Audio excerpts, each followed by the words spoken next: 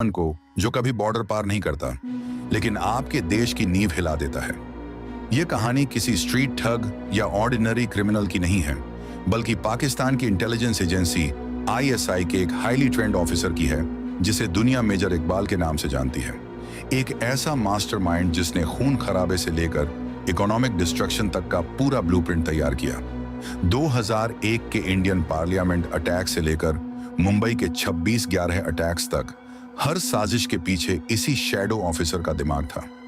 उसने सिर्फ terror attacks ही नहीं करवाए, बल्कि फेक इंडियन करेंसी नोट्स और ड्रोन्स के जरिए इलीगल वेपन सप्लाई करके इंडियन इकोनॉमी और सिक्योरिटी को पूरी तरह डिस्ट्रॉय करने का एक सिनिस्टर प्लान बनाया। इस वीडियो में हम डीप डाइव करेंगे एस्पियोनाज, मनी लॉन्ड्रिंग और क्रॉस बॉर्डर टेररिज्म की उस डार्क दुनिया में जहां हर कदम पर धोखा और सस्पेंस है। इस वीडियो को स्किप मत कीजिएगा, क्योंकि सच्चाई किसी भी फिक्शन से ज्यादा भयानक होती है। इंडिया और पाकिस्तान के बीच प्रॉक्सी वॉर का इतिहास बहुत पुराना और गहरा है, लेकिन 21वीं सेंचुरी की शुरुआत में इस वॉर ने एक नया और बेहद खतरनाक रूप ले लिया था। 13 दिसंबर 2001 का दिन इंडियन हिस्ट्री में एक काले दिन की तरह याद किया जाता है। इस दिन इंडियन पार्लियामेंट पर एक ब्रूटल अटैक हुआ, जिसने पूरे रीजन को एक फुल स्केल वॉर के ब्रिंक पर ला खड़ा किया था। इस अटैक को एग्जीक्यूट करने वाले टेररिस्ट जैश-ए-मोहम्मद और लश्कर के थे, लेकिन इन्वेस्टिगेशंस और इंटेलिजेंस रिपोर्ट्स ने क्लियर कर दिया था कि इस ऑपरेशन के पीछे डायरेक्ट गाइडेंस और प्लानिंग पाकिस्तान की इंटर सर्विसेज इंटेलिजेंस यानी आईएसआई की थी। एक्सपर्ट्स और जियोपॉलिटिकल एनालिस्ट्स का मानना है कि पार्लियामेंट अटैक कोई आइसोलेटेड इंसिडेंट नहीं था। ये एक सोची समझी स्ट्रेटेजी थी, जिसका मेन पर्पस इंडिया को प्रोवोक करना था, ताकि इंडिया रिटेलिएट करे और मिलिट्री स्टैंड ऑफ की सिचुएशन क्रिएट हो। इस टेंस सिचुएशन का सबसे बड़ा फायदा अल कायदा को मिला।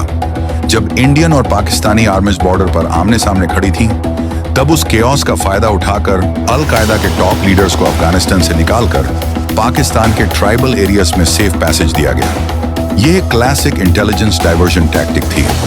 भारत के पूर्व ऑफिशियल्स ने भी अपनी मेमोइर्स में जैश-ए-मोहम्मद और आईएसआई के इस डेडली नेक्सस को कन्विंसिंगली डॉक्यूमेंट किया है, और यहां तक कि आईएसआई के एक फॉर्मर हेड ने भी बाद में एडमिट किया कि जैश-ए-मोहम्मद इस अटैक के लिए रिस्पॉन्सिबल था। यहीं से टेररिज्म का एक नया फेज शुरू होता है। आईएसआई ने रियलाइज किया कि इंडिया को ओपनली चैलेंज करना सुइसाइडल हो सकता है, इसलिए उन्होंने एसिमेट्रिक वॉरफेयर और प्लॉजिबल डिनायबिलिटी का रास्ता चुना।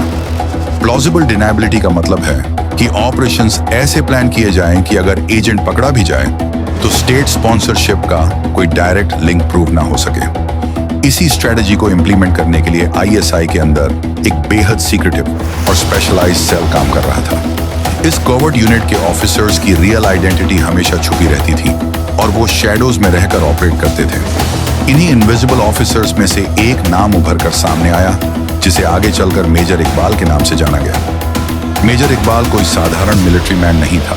वह साइकोलॉजिकल वॉरफेयर, टेरर फंडिंग और डीप कवर एस्पियोनाज का एब्सोल्यूट एक्सपर्ट था। उसका ऑब्जेक्टिव सिर्फ बॉर्डर्स पर गोलियां चलाना नहीं था, बल्कि इंडिया को अंदर से ब्लीड करना था। कहावत है ना कि आस्तीन का सांप सबसे खतरनाक होता है। मेजर इकबाल ने इसी कहावत को अपनी स्ट्रेटजी बना लिया था। उसे एक ऐसे नेटवर्क की तलाश थी जो इंडिया के मेजर सिटीज में इन्फिल्ट्रेट कर सके बिना किसी सस्पेशन के। पार्लियामेंट अटैक के बाद इंटरनेशनल प्रेशर बहुत ज्यादा था, और इंडिया की सिक्योरिटी एजेंसीज हाई अलर्ट पर थीं।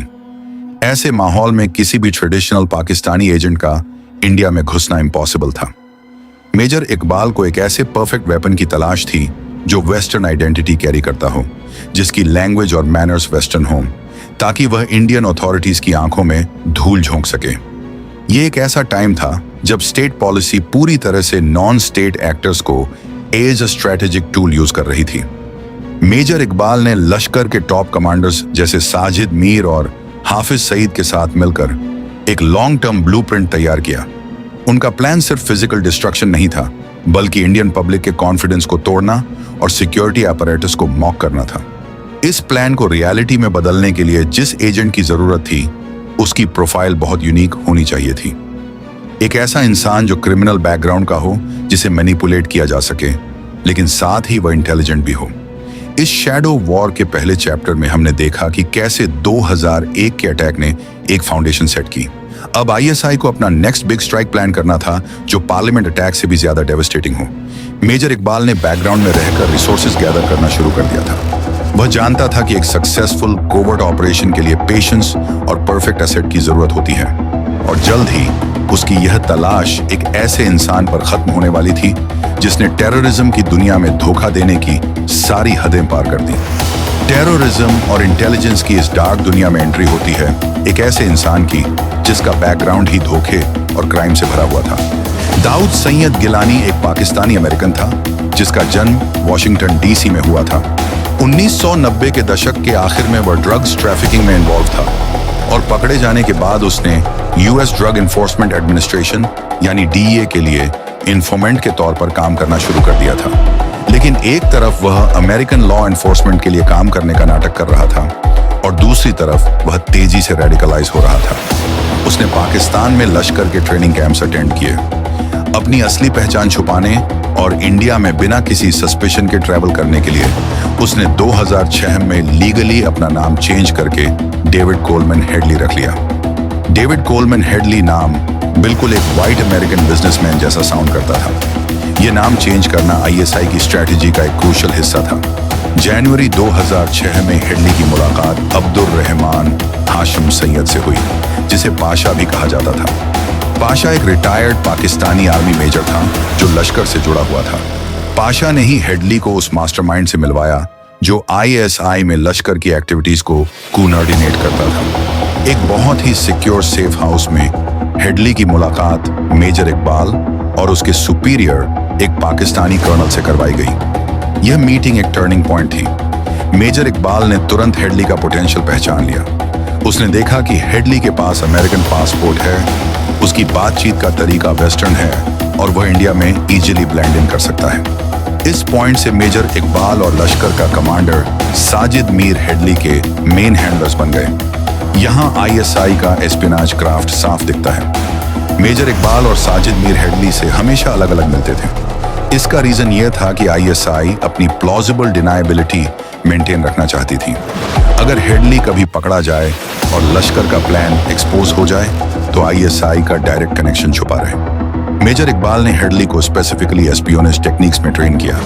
उसने हेडली को सिखाया कि कैसे बिल्डिंग्स का सर्विलांस करना है, जीपीएस कोऑर्डिनेट्स कैसे मैप करने हैं और डिटेल्ड केसिंग रिपोर्ट्स कैसे बनानी है। यह ट्रेनिंग किसी एएम टेररिस्ट की ट्रेनिंग नहीं थी, बल्कि यह एक high level state intelligence agent की ट्रेनिंग थी। मेजर इकबाल को लश्कर की मिलिट्री ट्रेनिंग स्टैंडर्ड बहुत अच्छी नहीं लगी थी, इसलिए उसने खुद हेडली की एस्पियोनेज स्किल्स को पॉलिश किया।